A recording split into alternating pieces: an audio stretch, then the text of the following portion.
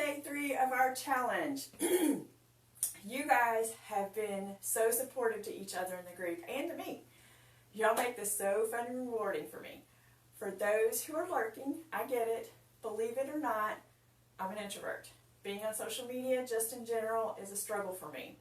So doing this, it's really hard to put myself out there like this. Doing the workouts and activities is good, but actually engaging in the group will add some fun and a level of support and accountability that will stick with you.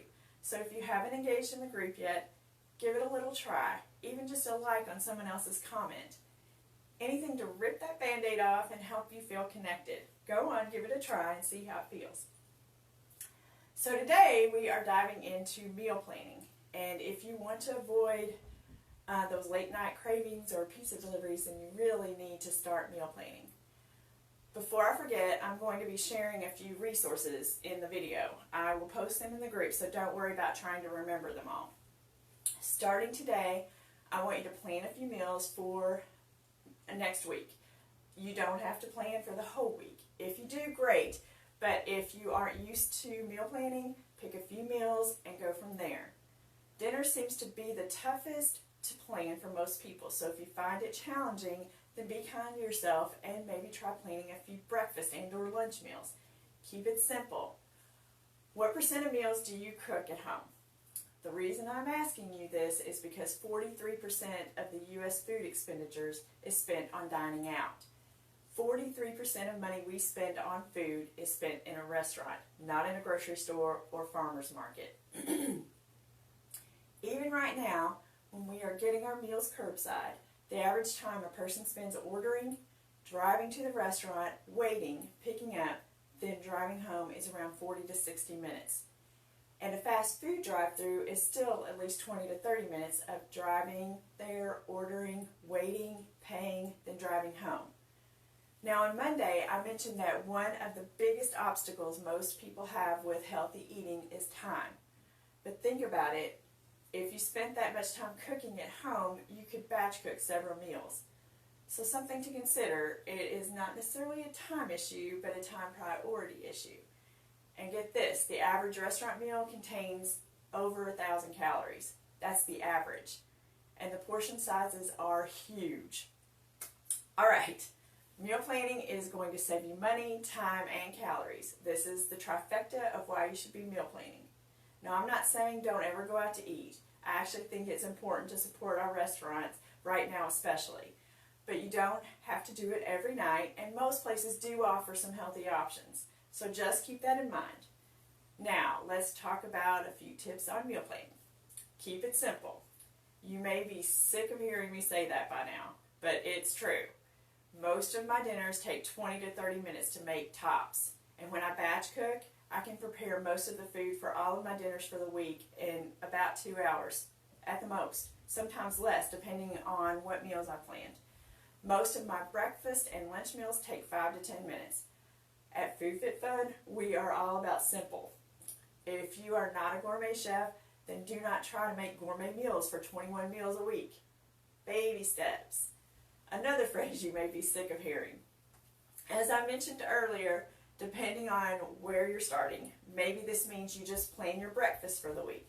Awesome, that's great. When you get that down, you can start working on lunches or your snacks, and then eventually work on dinner. Another tip is to schedule cooking time. Let's say you plan all your meals out and you go to the grocery store and buy all the food, but you don't plan the time to cook. Then you're wasting all of that food. And who's done that? I know I have a few times. So, whether you are batch cooking or cooking as you go, make sure you schedule in the cooking time. We'll be talking about meal prepping tomorrow, so you'll get more details and tips on that tomorrow. The next tip is to have recipes handy. There are tons of easy-to-use recipe sites and apps to try. A few of my favorite sites include Fit Men Cook, Cooking Light, Eating Well, The Skinny Taste, which actually has free weekly meal plans with shopping lists, and Cooking and Kate are a few sites where you can search for healthy recipes. These all have vegan and vegetarian options as well. I'm not 100% plant-based, but I do eat that way a large percentage of the time. Speaking of which, there are a lot of delicious plant-based vegetarian recipes sites out there. Forks Over Knives, Oh She Glows, The Vegan 8, Minimalist Baker, and Earthly Provisions are a few that I like. Even if you prefer meat with your meals, a lot of these recipes make a delicious side or a nice change from your normal meal. You can search on most sites for recipes that have been categorized into healthy as well as quick and easy, such as healthy 30-minute dinners. There are also a few recipe apps that I like. You can find healthy recipes on the Yummly app, including diet categories. You can save as well as categorize recipes.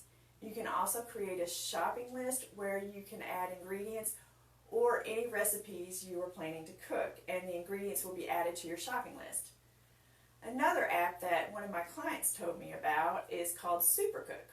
It helps you avoid food waste by matching recipes with the ingredients you have on hand. You can even use the mic to tell it what you have in your fridge and pantry. Supercook is super cool. There is also a cool website called Plan to Eat, where you can save recipes from any website and add the recipes you want to cook to a calendar, and it will give you a shopping list. It comes as an app too, and you can add friends and share recipes. There is a small fee for this one, but they have a free 30-day trial without taking your credit card info. After that, I think it's $4.95 per month, $4.95 per month, or $39 if you pay it the full year annually.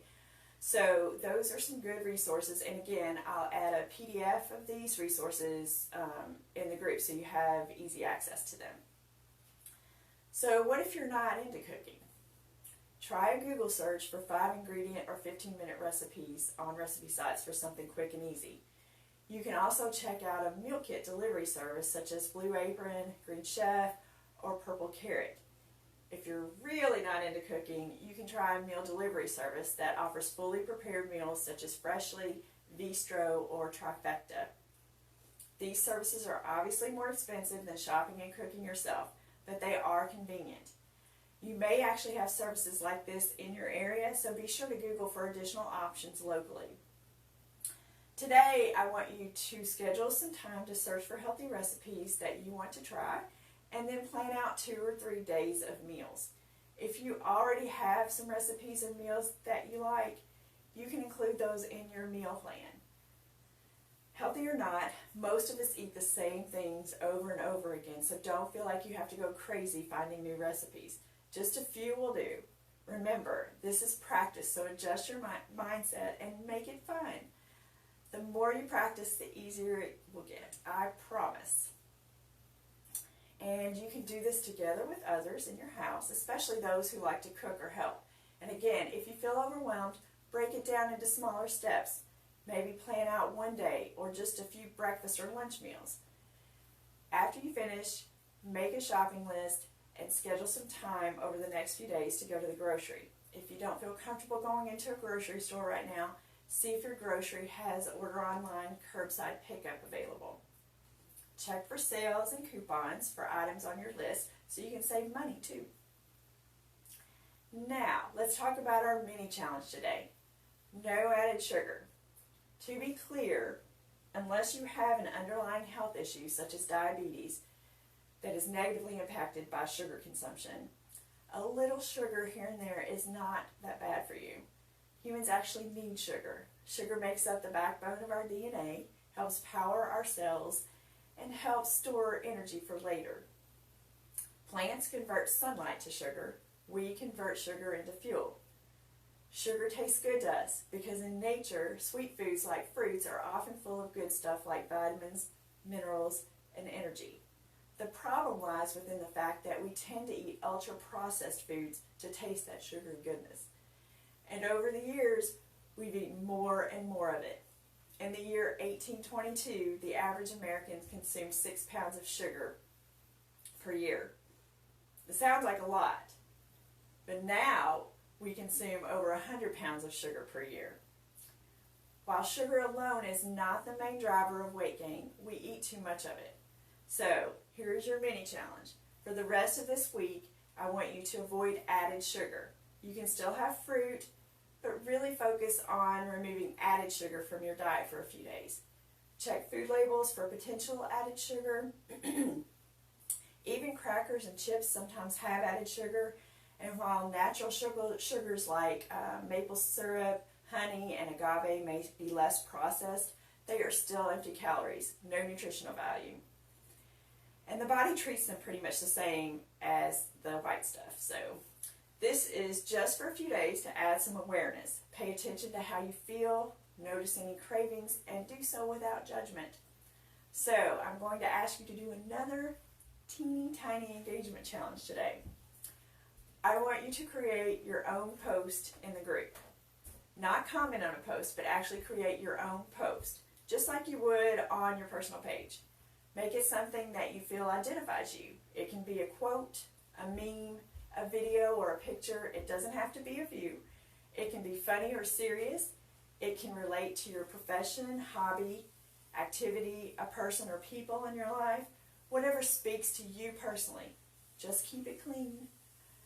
You don't have to explain it, but you can if you want to. And let's all support each other's posts with likes and or comments. You guys have been amazing so far, so I know you'll do a great job. All right, that is it for now. I'll be talking to y'all later. Bye for now.